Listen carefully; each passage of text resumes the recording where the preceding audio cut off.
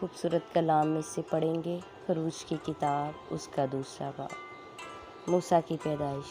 اور لاوی کے گھرانے کے ایک شخص نے جا کر لاوی کی نسل کی ایک عورت سے بیاہ کیا۔ وہ عورت حاملہ ہوئی اور اس کے بیٹا ہوا، اور اس نے یہ دیکھ کر کہ بچہ خوبصورت ہے 3 مہینے تک اسے چھپا کر رکھا، اور جب اسے اور زیادہ چھپا نہ سکی تو اس نے سرکنڈوں کا ایک ٹوکرا لیا اور اس پر چکنی مٹی اور رال لگا کر لڑکے کو اس میں رکھا، اور اسے دریا کے کنارے جھاؤ میں چھوڑ آئی۔ اور اس کی بہن دور کھڑی رہی تاکہ دیکھے کہ اس کے ساتھ کیا ہوتا ہے۔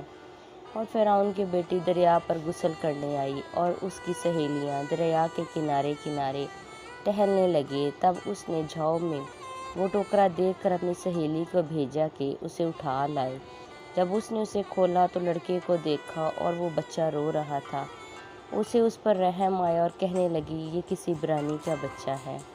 تب اس کی بہن نے فرعون کی بیٹی سے کہا، کیا میں جا کر عبرانی عورتوں میں سے ایک دائی تیرے پاس بلا لاؤں جو تیرے لیے اس بچے کو دودھ پلایا کرے؟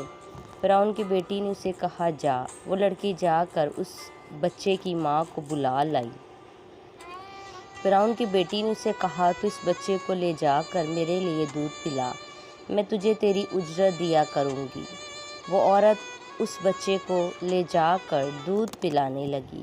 جب بچہ کچھ بڑا ہوا تو وہ اسے فرعون کی بیٹی کے پاس لے گئی اور اس کا بیٹا ٹھہرا، اور اس نے اس کا نام موسیٰ یہ کہہ کر رکھا کہ میں نے اسے پانی سے نکالا۔ موسیٰ کا مدیان کو فرار۔ اتنے میں جب موسیٰ بڑا ہوا تو باہر اپنے بھائیوں کے پاس گیا، اور ان کی مشقتوں پر اس کی نظر پڑی، اور اس نے دیکھا کہ ایک مصری اس کے ایک بھائی عبرانی بھائی کو مار رہا ہے۔ پھر اس نے ادھر ادھر نگاہ کی، اور جب دیکھا کہ وہاں کوئی دوسرا آدمی نہیں ہے تو اس مصری کو جان سے مار کر اسے ریت میں چھپا دیا۔ پھر دوسرے دن وہ باہر گیا اور دیکھا کہ 2 عبرانی آپس میں مار پیٹ کر رہے ہیں۔ تب اس نے اسے، جس کا قصور تھا، کہا کہ تو اپنے ساتھی کو کیوں مارتا ہے؟ اس نے کہا، تجھے کس نے ہم پر حاکم یا منصف مقرر کیا؟ کیا جس طرح تو نے اس مصری کو مار ڈالا مجھے بھی مار ڈالنا چاہتا ہے؟ تب موسیٰ یہ سوچ کر ڈرا کہ بلا شک یہ بھید فاش ہو گیا۔ جب فرعون نے یہ سنا تو چاہا کہ موسیٰ کو قتل کرے، پر موسیٰ فرعون کے حضور سے بھاگ کر ملک مدیان میں جا بسا۔ وہاں ایک کنویں کے نزدیک بیٹھا تھا، اور مدیان کے کاہن کی 7 بیٹیاں تھیں۔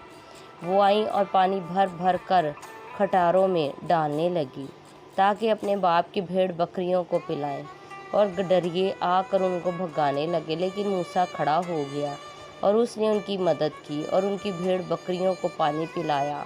اور جب وہ اپنے باپ راؤل کے پاس لوٹی تو اس نے پوچھا کہ آج تم اس قدر جلد کیسے آ گئی؟ انہوں نے کہا، ایک مصری نے ہم کو گڈریوں کے ہاتھ سے بچایا اور ہمارے بدلے پانی بھر بھر کر بھیڑ بکریوں کو پلایا۔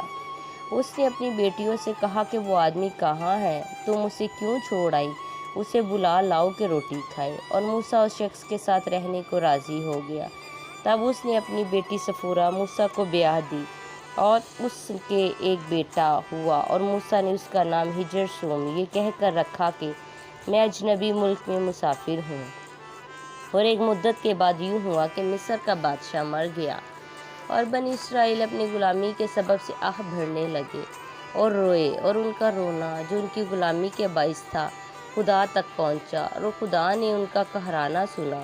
اور خدا نے اپنے عہد کو جو ابراہیم اور اسحاق اور یعقوب کے ساتھ کیا تھا یاد کیا، اور خدا نے بنی اسرائیل پر نظر کی اور ان کے حال کو معلوم کیا۔